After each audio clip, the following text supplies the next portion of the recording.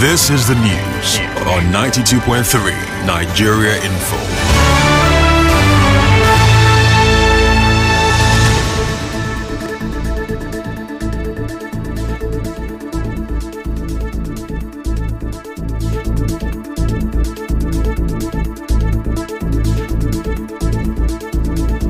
Good afternoon. It's Thursday, May 22nd, 2025. Mental health is real. Seek help and the stigma on the news this afternoon. President Tinubu disputes functional government in Rivers before emergency rule. Section of Eleme axis of East-West Road to open in 10 days. Atiku's coalition denies adopting ADC. Now on the foreign scene, suspect in custody after shooting of Israeli embassy staff in Washington. I'm Ifechuku Moyole with the news.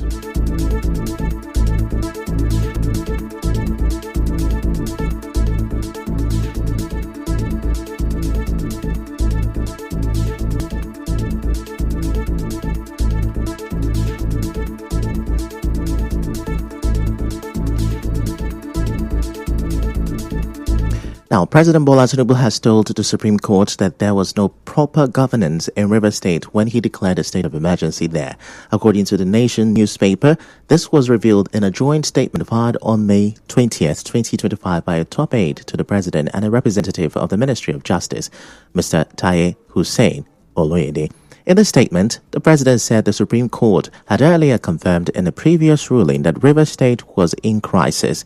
He also said the National Assembly supported his decision to declare the state of emergency. The President explained that there was serious conflict between the state's executive and the State House of Assembly, and that many court cases were already ongoing because of these issues. The affidavit was filed in response to a legal challenge from three people: Girabari Israel Nulong, Nengim Ibuemu Royal, and Gracious Eyo Sifumbuko, who want the Supreme Court to cancel the state of emergency.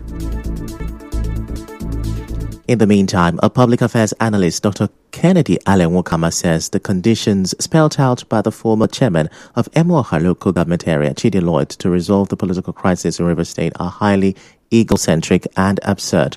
Speaking with our correspondent, Alenwokama said Governor Fubara should be accorded some respect. I think that the conditions are highly preposterous. Such cannot be a condition for peace to resolve the political logjam. The conditions, as stated by Dr. Chidi Lloyd, are highly ego-centered. It is absurd. It is not what any sane person will imagine or listen to. You want the governor to apologize to the past chairman. You want him to apologize to the assembly members. You want him to... It's all about ego. Yes, we agree that the minister of the FCT provided the structures for the present suspended governor to emerge. But at least, whatever that is being done in the name of peace, it should be accorded some form of human dignity. Alenwokama, who is also a lawyer, said it will be a sign of desperation if Governor Fubara goes ahead to issue such a public apology. I don't think that the governor offended them. Yes, there might be some disagreement with the suspended governor and these parties mentioned, but it wouldn't be such that will require the suspended governor to come and make public apologies. It will smack of total desperation on the part of the suspended governor to go on air and publicly apologize to these parties that were mentioned by Dr. Chidi Lloyd. The peace we are talking about should not be the peace of the graveyard. It should be the peace that, if and when attained, all the parties should be left with their dignity intact, not peace that will be born out of humiliation. Also, a former caretaker committee chairman of Ikwere local government area, Darlington Orji, says the former Emuoha council chairman, Chidi Lloyd, lacks the moral grounds to demand an apology from Rivers State Governor Siminalayi Fubara. Orji spoke on Nigeria Info FM's Morning Crossfire yesterday. The likes of Chidi Lloyd does not have the moral justification to come and talk about apology when he owes Rivers people a serious apology for attempting murder publicly. And he was taken to court. You are aware? He owes Rivers people apology. And he needs to allow this peace process to be completed so that Rivers people will enjoy it. Coming up publicly to say that the governor needs to tender apology and listed the following persons. There is no one person since Fubara removed in this state that has a tenor running that he tampered, including the local government chairman. Did he remove them? Will come out to apologize to former local government chairman. My brother, I don't know where we are heading to. The terms and condition was not presented to Chidi Lloyd. As you may know, Chidi Lloyd claimed that Governor Fubara is yet to fulfill the peace conditions, which he said include apologizing publicly to the former chairman of the River State Traditional Rulers Council, Oha Sergeant Awuse, members of the State House of Assembly, and former local government chairman, among others. Now, in another development, a lawyer, Mr. Ndamzi Ikulo, says he believes the judiciary under President Bola Tinubu's administration is enjoying true independence. Speaking with correspondent Emeka Otoka while assessing the judiciary in the last 2 years of President Bola Tinubu's administration, Ikulo noted that the administration has increased the judiciary's budget from 165 billion naira to 342 billion naira as part of effort to fight corruption in the system. He said this is the first time the judiciary has received such robust funding. Present administration have taken several steps to support the independence of judiciary. Key among these steps are: 1. Proposal to increase the salaries and allowances of judicial officers through Judicial Office Holder Salaries and Allowances Bill 2024. The administration have also increased the budget of the judiciary from 165 billion to 342 billion as a means of improving justice and fight against corruption in the judiciary. And this is encouraging. Ekulo also said the Tinubu administration has taken steps to revamp legal education aimed at improving access to justice and strengthening the legal system. The Tinubu administration has initiated far-reaching reforms encapsulated in the national judicial policy of its administration. We can bet as much as possible that the Tinubu administration has emphasized overall importance of safeguarding the judiciary from political interference for a fair and impartial justice system, including revamping legal education to prioritize public interest litigation and ensuring proper access to justice to all Nigerians. Away from that, the planned coalition of opposition against President Bola Tinubu has denied adopting the African Democratic Congress, ADC, as its political party. Salihu Lukman, who is the interim spokesperson of the coalition, disclosed this in a statement issued on Thursday in Abuja. He asked the public to disregard the story, describing it as completely false. Moving on, a former chairman of the Nigeria Labour Congress (NLC) in Rivers State, Mrs. Beatrice Itubo, is urging the federal government to use the 750 housing units recently recovered from former Central Bank of Nigeria, Godwin Emefiele, to tackle the housing challenges facing civil servants. In an interview with correspondent Emeka Otoka, Itubo said the houses should be allocated to workers at affordable rates to ease their accommodation challenges. She also warned against allowing politicians to hijack the houses, stressing that civil servants deserve better living conditions. So I'm thinking that they should give it to them at affordable prices that they can buy and also own houses, because the workers themselves are human beings. They deserve to have good and better accommodation. So when the money is our collective patrimony, one person cannot go and collect the money that is meant for the society and then amass for himself. Now that it has been brought to the fore, let them give these houses to workers, not to politicians, because all of them are people that are stealing this money. But workers themselves should be given these houses at affordable price, and then they will pay gradually and then own this place. So that's all give it to people who have been working and have been shortchanged over the period. Meanwhile, constitutional lawyer Richard Nwokocha supports call for the houses to be allocated to civil servants, but stresses the need for proper oversight to prevent abuse of the process. I would support the idea that the ordinary people should be enabled to access it. You also have to look at the value, and those who can access it should be those who can pay over time. Of course, it can be sold at a reduced rate as part of housing policy of the federal government, and then mortgage can be prepared for them to enable them to pay over time. If it won't be abused, the challenge with Nigeria is implementation of programs that when one thing is agreed on, people will in the system. You end up with several people acquiring several of them and reselling them at a higher price. Nwokocha also explained that the 750 housing units have become the property of the federal government since the court has divested Mr. Godwin Emefiele of the properties.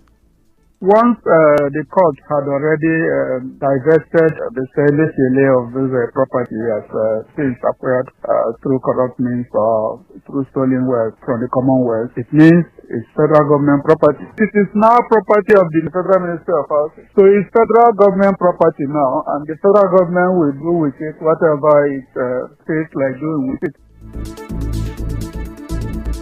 Coming up next, section of Eleme axis of East-West Road to open in 10 days. Stay with us.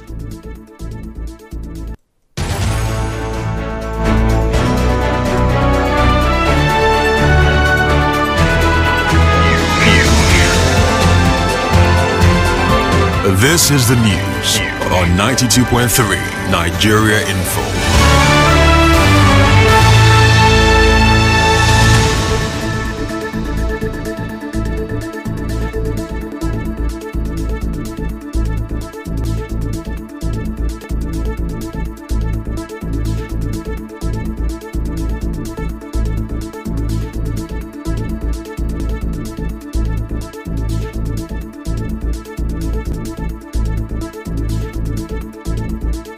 Welcome back, and now the rest of the news.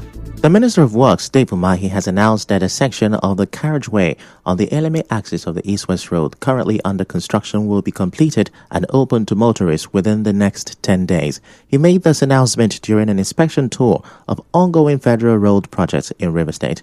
Umahi also said the second carriageway is scheduled for completion by December this year. Because we've scheduled this carriageway, decade-bound, this project is within very serious economic corridor of the nation, Nigeria. Very happy with the quality of work being done. We've directed the contractor to wrap up this carriageway because he's selected for commissioning in the next 10 days. They have to do their night, based on what the controller says. I'm very, very happy with the outcome of this road. It wasn't easy, but with the determination of the president, the outcome is excellent. Durability is going to last over 50 to 100 years without maintenance. The Works Minister said once both lanes are completed, toll gates and parks will be established along the route. The total value of the project is 156 billion, and it is 30 kilometers by 4 lanes, and it has solar light. We're going to inject CCTV, and we're going to put tolling points and relief parks so that people don't park on the road again.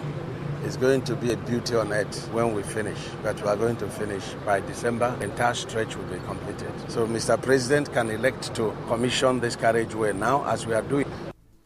Well, away from that, a professor of adult and environmental education at the University of Port Harcourt, Mbalisi Onyeka, is calling on oil-producing communities in the Niger Delta to demand environmental cleanup from oil companies before they pull out of the region. Speaking in an interview with our correspondent, Yobi Oruwari, Professor Onyeka said many community leaders are unhappy, claiming the oil companies' exit has brought no real benefit despite earlier promises.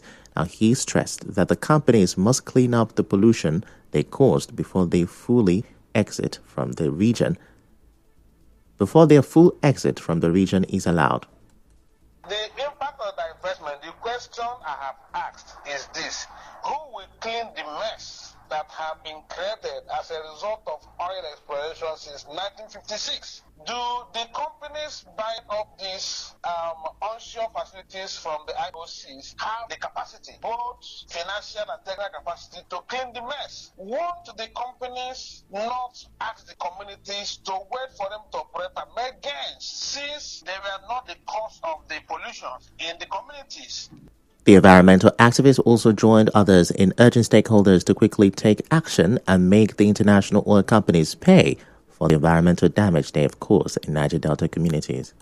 That's why the CSOs are calling that even if the IOCs are going offshore, fine. They should clean up the mess they have caused, the degradations and destructions they have caused on the environment of the communities, so that the communities can have a fresh of breath air. They can go back to their farming and fishing lifestyle before the coming of the IOCs. And my advice to them is to hold the IOCs responsible before they go. Take some actions to compel them to clean the pollution they have caused since 1956 before they think of leaving.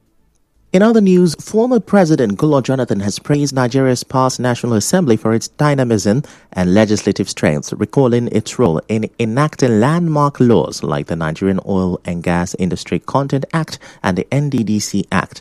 Speaking at the Nigerian Content Awards in Bayelsa on Wednesday, where he received a Lifetime Achievement Award, Jonathan commended lawmakers like Senator Lee Meba for their commitment. Now, he highlighted the Assembly's ability to override presidential vetoes, noting how the NDDC bill became law despite former President Obasanjo's refusal to assent. Now, Jonathan urged a return to such legislative assertiveness in Nigeria's democracy. And now we move over to business. Nigeria's debt service payment rose by 49.2% year on year to $2.01 billion in the first 4 months of 2025 from $1.34 billion in the corresponding period of 2024. In entertainment, the father of late Nollywood actor Junior Pope, Ozo Odonwodo, has died a year after his son's death. The emotional tribute by the widow of the late actor also offered prayers for her mother-in-law, Reme, whom she said now faces the unimaginable weight of losing both her husband and son within a single year. And now in sports, Manchester United captain Bruno Fernandes says Ruben Amorim remains the right manager to coach the club after failing to win the UEFA Europa League. And now, we bring you news from around the world. 2 Israeli embassy staff have been shot dead leaving an event at the Capitol Jewish Museum in Washington, D.C. Israel's embassy in the U.S. said Sarah Lane Milgrim and Yaron Lishinsky, were a couple and in the prime of their lives before they were killed. Now, the suspect has been detained and identified by police as 30-year-old Elias Rodriguez from Chicago. U.S. President Donald Trump said the attack is so sad and based, obviously, on anti-Semitism. Benjamin Netanyahu says security will be increased at Israeli embassies worldwide.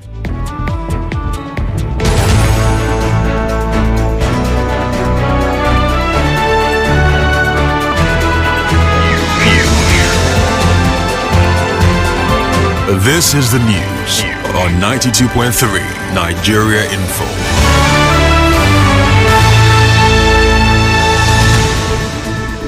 That's a wrap on the news this afternoon. Before we go, let's have a look at the major stories. President Tinubu said there was no government in Rivers State before he declared a state of emergency. The Minister of Works said a section of Eleme axis of the East-West Road will be opened in 10 days. Atiku's coalition has denied adopting the ADC as a political party. On the foreign scene, you heard a suspect is in custody after the killing of Israeli embassy staff in Washington. The news was edited by Onyeka Chinwosu. To reach the news team, send an SMS or WhatsApp to 0808 721 7215. I'm Ifechukwu Mwanyali. Many thanks for listening.